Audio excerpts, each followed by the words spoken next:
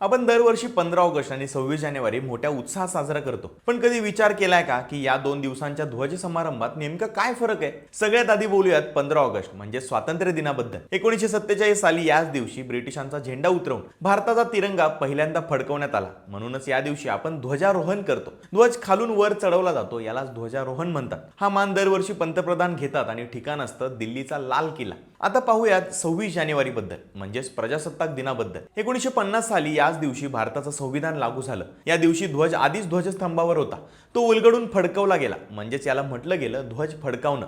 ही परंपरा आजही कायम आहे. हा समारंभ राष्ट्रपतींच्या हस्ते होतो आणि ठिकाण असतं कर्तव्य पथ, ज्याला आधी राजपथ असं म्हणायचे. त्यानंतर भव्य परेड सुरू होते. आणखी एक गमतीशीर गोष्ट अशी की 26 जानेवारीला ध्वज उलगडताना त्यातून फुलांच्या पाकळ्यांचा वर्षाव होतो, जो 15 ऑगस्टला होत नाही. आता काही जण म्हणतील की मग आम्ही घरी तिरंगा फडकवू शकत नाही का?